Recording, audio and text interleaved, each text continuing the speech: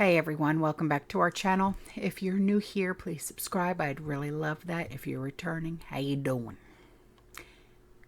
You're gonna need a heck of a lot more than a coffee and a snick snack. Matter of fact, pause it, go grab a Coke and a smile. All right, go ahead.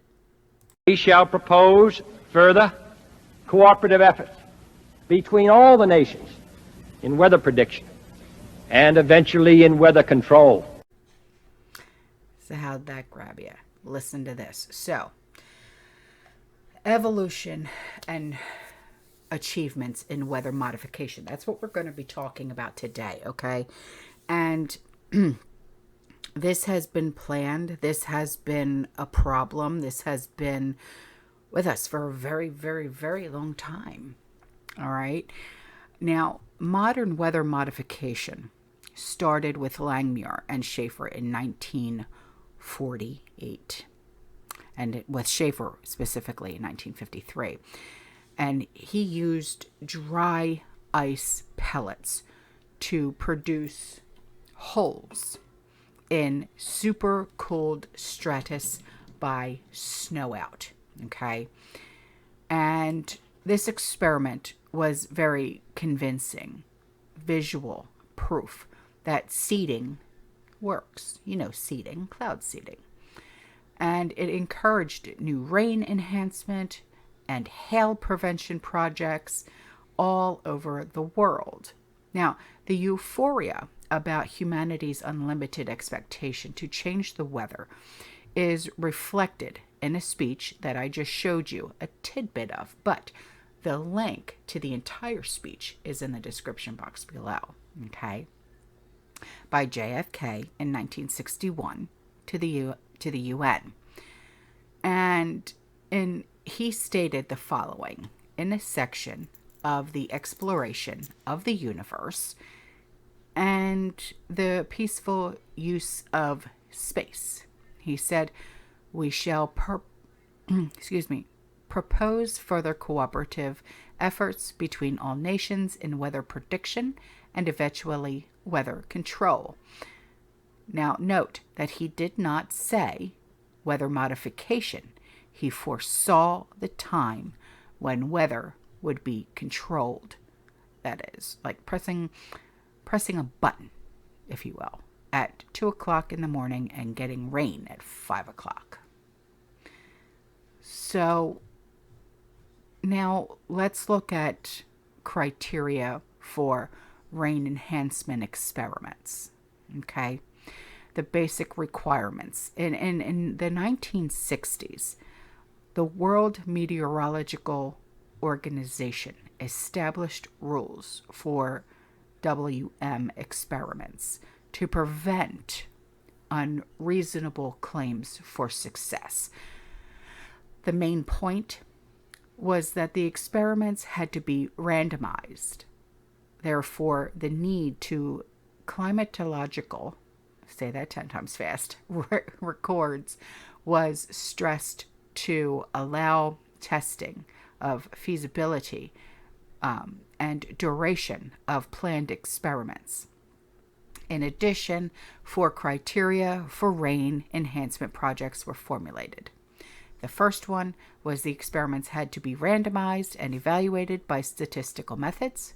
The second one was success to be judged on the basis of the rain obtained at the ground. The third one, statistical success of an experiment has to be supported by physical insights and understanding. And the fourth one, success has to be repeated in other areas of the world, transferability. So these criteria can easily be transferred from rain enhancement to hail suppression. So the randomized experiments, the first effect of seeding, okay, of supercooled stratus clouds or warm and supercooled fog, if you will, by aircraft or by ground generators for fog, okay, is readily observed, does not require statistical evaluation. For stratus seeded areas can easily be compared with neighboring unseeded areas of the same cloud because the aircraft flying pattern is reflected in the dissolving part of the stratus. The unseeded stratus section does not produce snow. All right.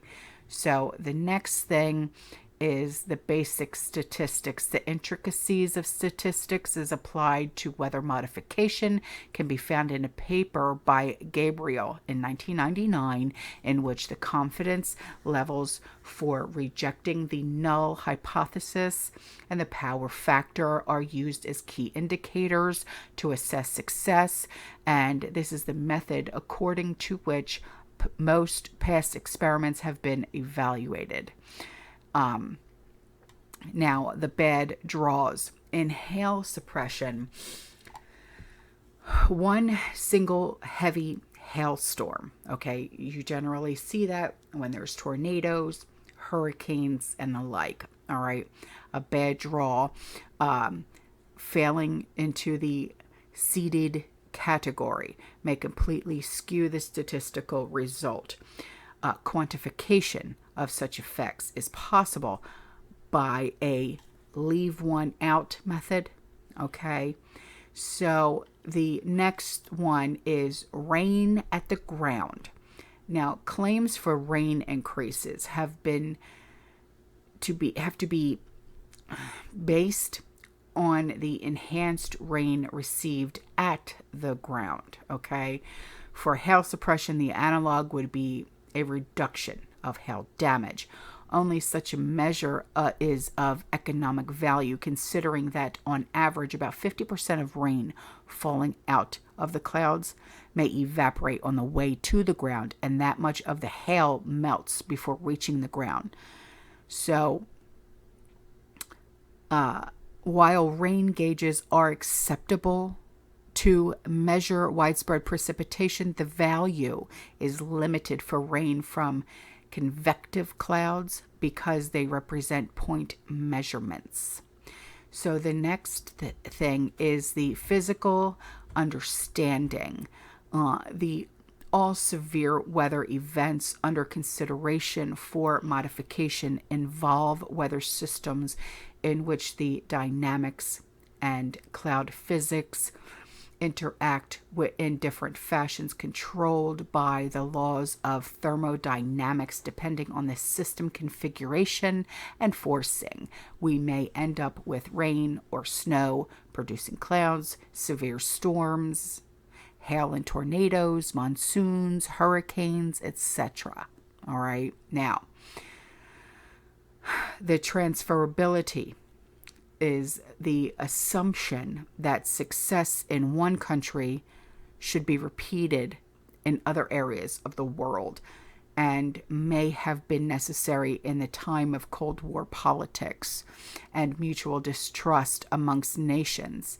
In practice, transferability turned out to be very elastic and has been adapted to any politically affected situation.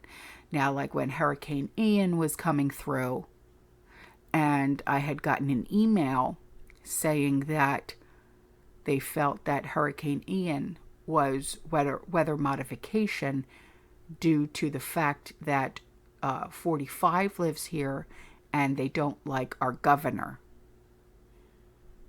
Okay, that's what this is referring to. And in reality, the concept only applies to technology, methodology, somewhat similar clouds and concepts, period. Okay, so the technical aspects, radar.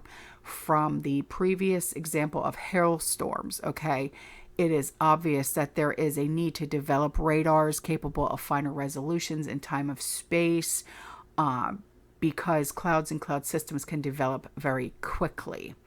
The next one is the Marshall-Palmer, and that's Palmer relation. Marshall-Palmer, which is back in 1948, established the first radar relativity rain rate relationship on the basis of averaging rain over many different types of storms and many different types of rain rates. For 50 years of blindfolded physics, we have established Z through R relationships as ad absurdum for every imaginable type of rainfall. And the seeding material delivery, a weather modification program, can only be successful if there is a possibility of delivering the seeding materials to the right location at the right time, the right amounts, and the right time of interval.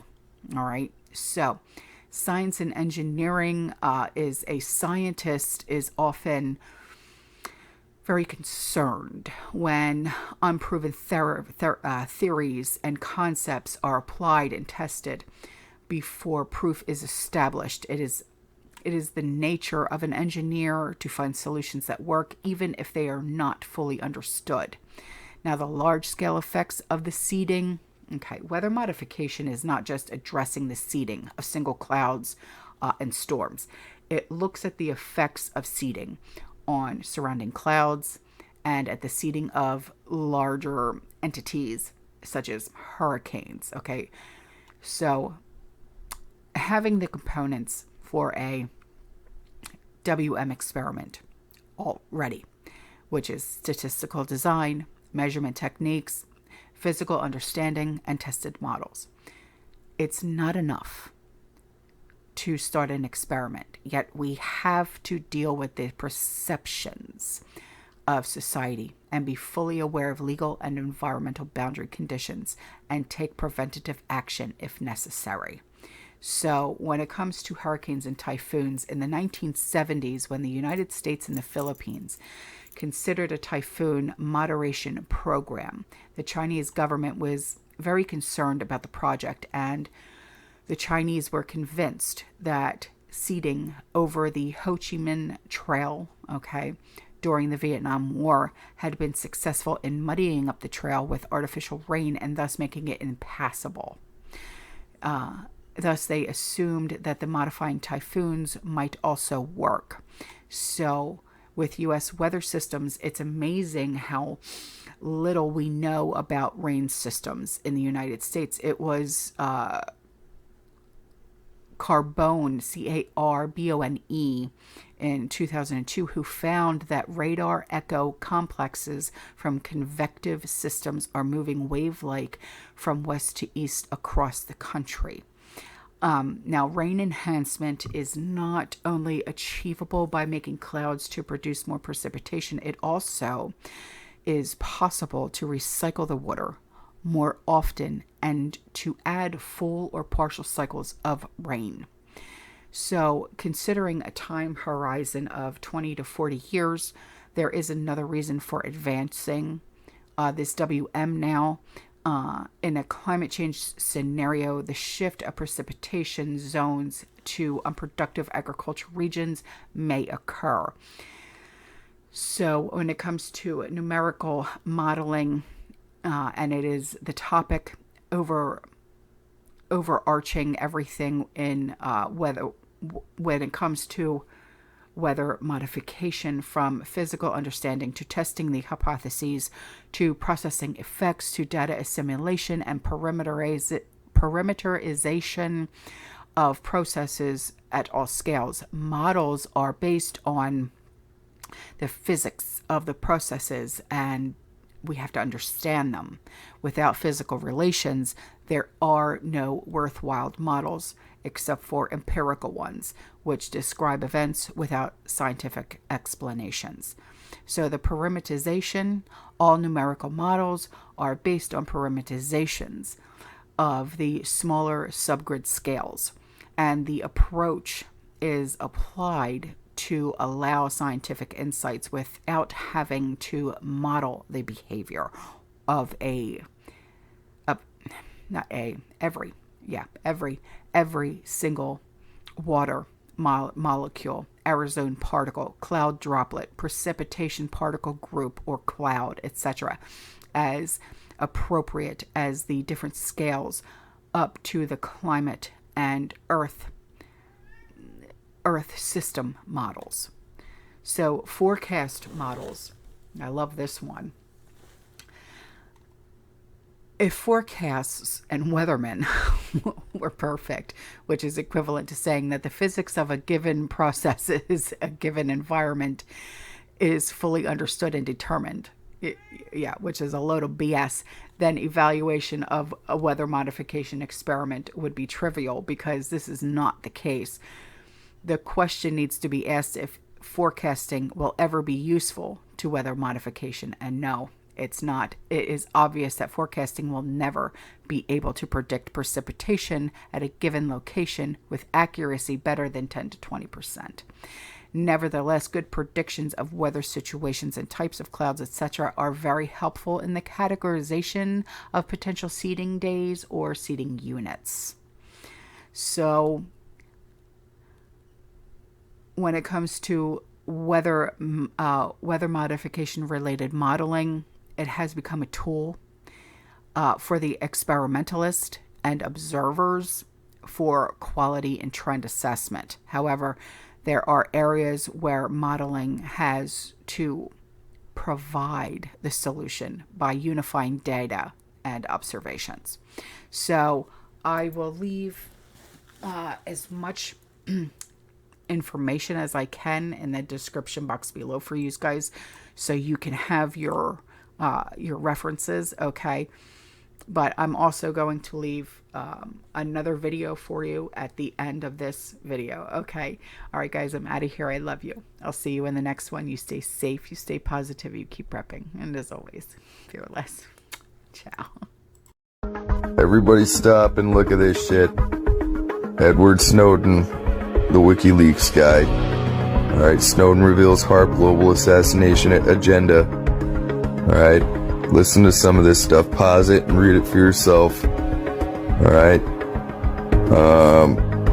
Unbeknownst to victims or their loved ones, HARP projects ultra-high-powered radio waves. Those waves operate at the same electronic frequency as the brainstem, selectively inducing deaths seemingly by natural causes, including by some appearing to coroners as innocuous as strokes or heart attacks. Also, look up here. Remotely silence perpetrators of deviant or subversive strains of thought. It's mind control. And this guy is telling it all. Share this. Alright, pause it, read it, share it, like, if you want to see more. Alright, love y'all, have a good night. Or try to.